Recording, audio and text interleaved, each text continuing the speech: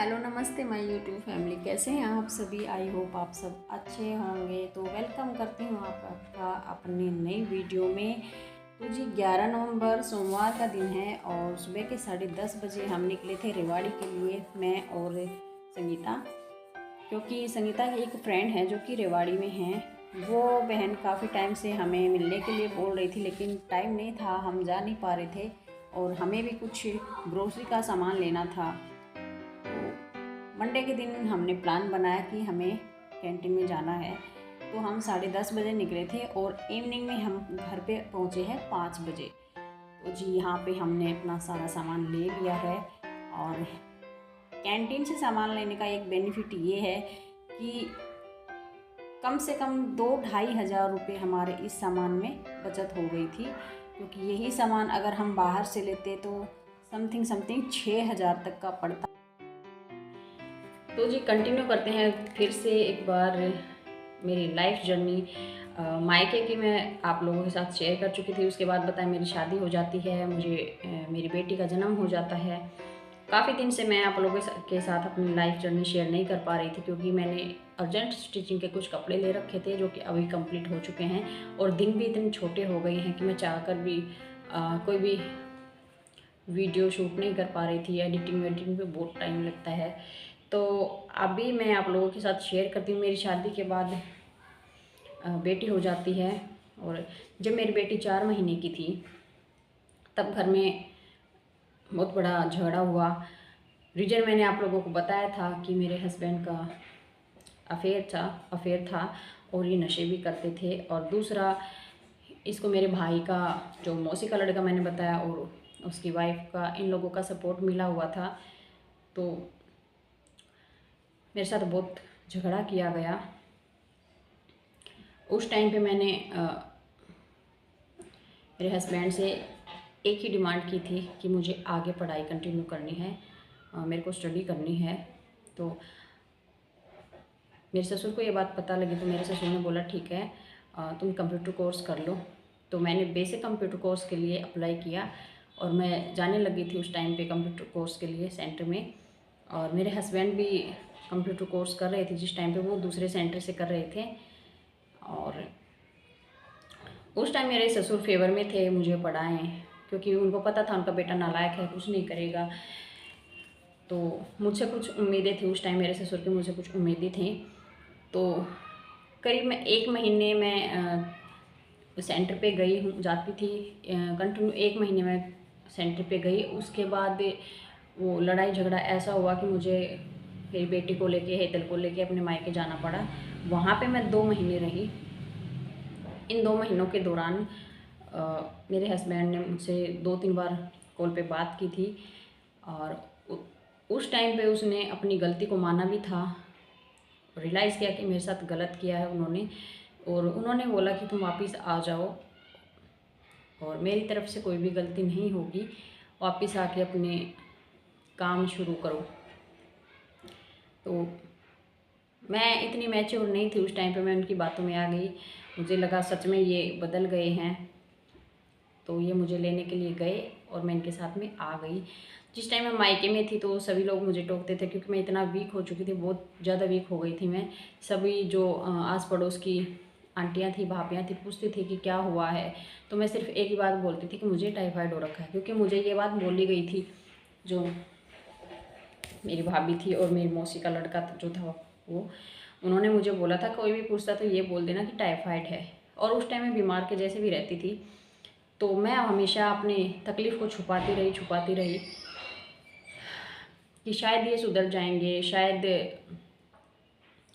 मेरा भी कभी अच्छे दिन आएंगे। तो 2 महीने मैं अपने मायके में रही हूँ। हेतल 6 महीने की हो जाती है, मैं अपने ससुराल फिर से आ जाती हूँ और फिर से मैं कंटिन्यू करती हूँ सेंटर पे जाना, कंप्यूटर कोर्स फिर से कंटिन्यू करती हूँ।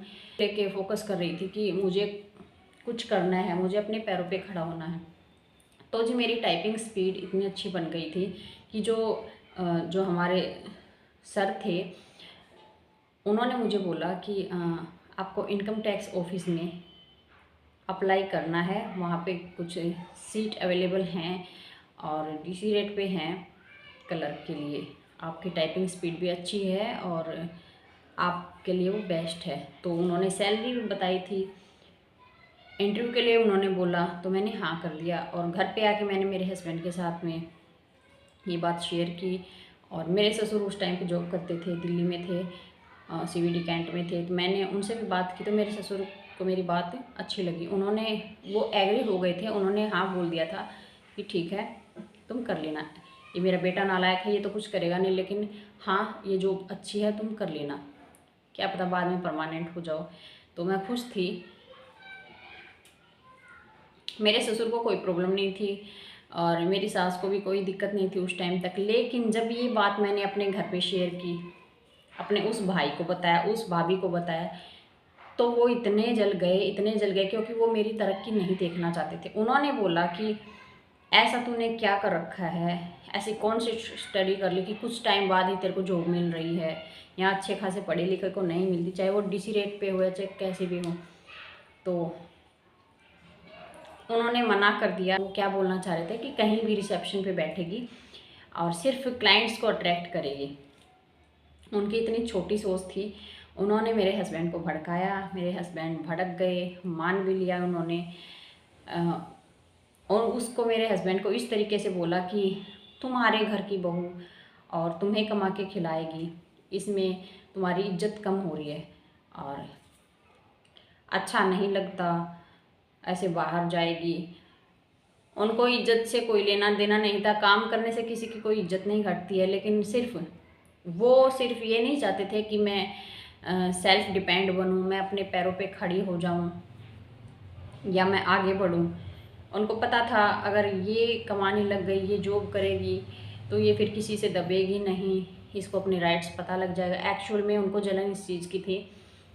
तो 2 दिन बाद मेरा इंटरव्यू था। मैंने अपने हस्बैंड को बोला कि इंटरव्यू के लिए जाना है, चलोगे आप? उन्होंने मना कर दिया कि कोई इंटरव्यू नहीं देना, कोई जॉब नहीं करनी, घर पे रहो।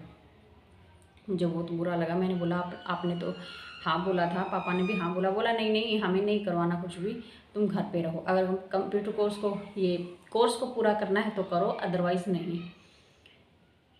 तो मैं बहुत परेशान हो गई थी और मेरा सपना ही टूट गया था।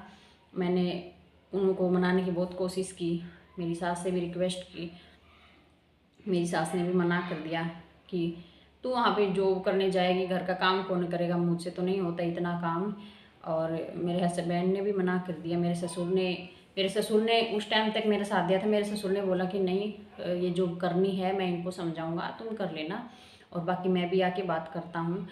तो मेरे ससुर ने मेरे हस्बैंड को काफ़ी समझाया कि अच्छी जॉब है, इसको जॉब करने दो, किस लिए पढ़ाई लिखाई किस लिए करवाते हैं अगर जॉब ही नहीं हूँ। और मैंने वहाँ सर से बात की कि मेरे घर वाले एग्री नहीं हो रहे, मैं नहीं कर सकती सर। तो उन्होंने मुझे फिर से फोर्स किया।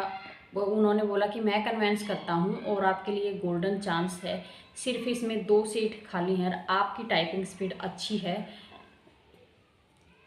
मैंने उनकी बात करवाई मेरे ससुर से। मेरे ससुर तो एग्री हो गए। सर की जो वाइफ थी, जो मैम थी, वो बैंक में थी, मैनेजर थी। उन्होंने भी मेरे ससुर से, मेरे हस्बैंड से बात की।